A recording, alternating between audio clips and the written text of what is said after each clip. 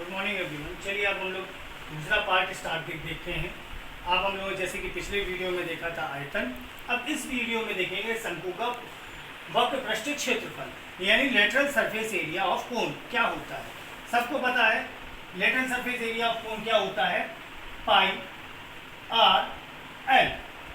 क्या होता है, पाई आर एल होता है। अब आती है बात एल, वही हमने इस पहले वीडियो में जब बताया था एल कैसे होता है, यानी ऊंचाई अलग होती है एच, एल अलग होता है। एल क्या होता था, जिसको हम लोग तिर्यक ऊंचाई कह देते थे, वो एल कह दी जाती थी। क्योंकि अब हम लोगों को इसमें इस चीज़ की बहुत ज़रूरत पड़ेगी, एल की ज़रूरत पड़ेगी। और क्षेत्रफल बिना एल के हम लोग क्षेत्रफल को ज्ञात नहीं कर पाएंगे। तो इसलिए हमें सबसे पहले एक चीज़ याद रखनी होगी, अगर क्षेत्रफल ज्ञात करना है तो एल की जरूरी आवश्यकता है। एल की आवश्यकता है, आर की आवश्यकता है, एच की आवश्यकता है। ये हमें अगर तीनों के आर एच आर एल इनके मान नहीं मिल रहे हैं, तीनों में से कोई दो दिए गए हैं तो तीसरा जरूर ज्ञात कर लें। क्योंकि आने वाले प्रश्न में या प्रश्न में कुछ ऐसा पूछ लिया जाएगा, बताना पड़ेगा जिसमें आपको इन तीनों में से किसी न किसी की जरूरत पड़ेगी। तो इसलिए इनके तीनों के मान पहले ही हम लोग ज्ञात कर लेते हैं।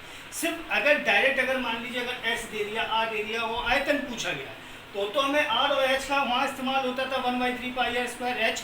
तो हमें पता है आर भी है एच भी है, तो हमें एल नहीं निकालते। लेकिन अगर क्षेत्रफल पूछ लिया तो क्षेत्रफल में हमें एच दे देगा, एल नहीं देगा, या एल दे देगा, एच दे देगा, आर नहीं देगा। तो हमें इनको ज्ञात करना पड़ेगा, फिर उसके बाद हम इसका क्षेत्रफल ज्ञात कर पाएंगे। जैसे कि हम लोग प्रश्न ले लेते हैं। एक प्रश्न लिया गया है, ऊंचाई 10 सेंटीमीटर दे दी गई है, आधार का व्यास क्या होता है। व्यास हम लोगों ने सर्किल में जानते हैं, वैसे नहीं पता है। हम लोग वृत्त में अगर नहीं, जिनकी मैथ नहीं थी उनको मैं बता दे रहा हूँ। व्यास को ही हम लोग अंग्रेजी में बोल देते हैं डायामीटर, जिसको हम लोग डी से रिप्रेजेंट करते हैं। और ये डी क्या होता है, 2r बराबर d के होता है। यानी दो जो भी हमारी त्रिज्या है उनका अगर 2 से गुणा कर दें तो वो क्या बन जाता है, व्यास बन जाता है। यानी जो भी व्यास है उस त्रिज्या का कितना होगा, दुगना होगा। यानी व्यास जो रहेगा त्रिज्या का अगर हम दुगना कर दें वो क्या बन जाता है, व्यास बन जाता है। अगर हमसे अगर व्यास r पूछा जाए तो हम लोग क्या कर देते हैं, d/2 कर देते हैं, यानी व्यास का आधा कर देते हैं। यानी व्यास मतलब हम लोग क्या देते हैं, डायामीटर। यानी व्यास हमारा कितना था इसका, ये पूरा, ये कितना था, इसको हम लोगों ने पहले रिप्रेजेंट किया था किससे, r से। अगर ये पूरा दे दिया जाए तो यही क्या बन जाता है, एक वृत्त में d बन जाता है, हमारा क्या बन जाता है, व्यास बन जाता है। तो इतनी चीजें तो हम लोगों ने जान ली, व्यास जान लिया क्या होता है, d क्या होता है, इनके बारे में हम लोगों को पहले से अगर जानकारी थी कि बहुत अच्छी बात है, अगर नहीं थी तो चलिए अब आप लोगों ने देख लिया व्यास क्या होता है। अब आते हैं इसके प्रश्न के सॉल्यूशन। ऊंचाई दे दी, आधार का व्यास दे दिया, और हमसे पूछ लिया या तो आयतन बताओ या क्षेत्रफल बताओ। अब हमसे क्षेत्रफल अगर हम लोग देख रहे हैं तो क्षेत्रफल पे ही इसको हल कर ले रहे हैं। क्या किया, सबसे पहले तो हमें इसकी क्या करनी पड़ेगी, आर ज्ञात करनी है। क्योंकि बिना आर के हम लोग इसका तिर्यक ऊंचाई ज्ञात नहीं कर पाएंगे। ऊंचाई तो है, अगर हमसे क्षेत्रफल पूछा है तो इसकी हमें तिर्यक ऊंचाई चाहिए होगी, क्योंकि तिर्यक ऊंचाई के लिए पाई आर एल होता है। आर अगर हमें पहले ज्ञात कर ले, आर क्या होगा, जो भी डी होगा उसका आधा कर। तो डी कितना दिया गया था, 12/2, आर क्या हो गया, 6 सेंटीमीटर का हो गया। ये तो निकल आई हमारी आर। अब इस आर से, आर आप लोगों ने नोट कर लिया, अब हम लोग इसको और हम लोग देख ले रहे हैं। आर कितना है हमारा, 6 सेंटीमीटर। एच कितना दिया गया है हमें, 10 सेंटीमीटर। तो एल ज्ञात कर ले सबसे पहले, और एल ज्ञात करने का हम लोगों ने आपको बताया था, एल क्या होता था, √h का स्क्वायर प्लस r का स्क्वायर। √h कितना दिया गया था, 10 का स्क्वायर प्लस r कितना दिया गया, निकाला था हम लोगों ने 6, इसका स्क्वायर।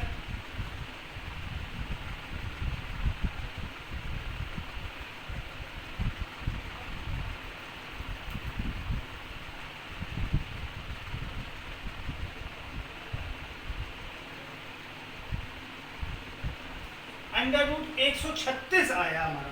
अभी √136 आया तो उसको और छोटा हल हम करेंगे, और छोटा हल करेंगे। 144 हमें पता है किसका होता है, 12 का होता है। 121 किसका होता है, 11 का होता है। अब ना ये 121 144 भी नहीं है जो हम लोग कहते हैं भाई 12 है, और 121 भी नहीं है जो हम कहते हैं 11 है। तो ये 11 और 12 के बीच का है, तो 11 दशमलव कुछ समथिंग इसका मान आएगा। देखिए हम लोगों ने इसको यहाँ से स्टार्ट कर दिया, जैसे 136 का निकालना था, ये हम लोगों ने सीखी थी, भाग विधि सीखी थी।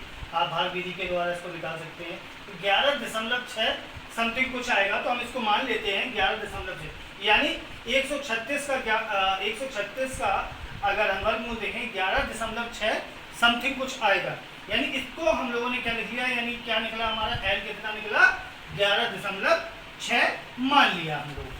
अब जैसे कि हमारा L आ गया, H आ गया, L आ गया, R हमें पता ही चल गया था हमारा कितना था। तो L हमारा कितना था, इसमें L हमने निकाला था 11.6।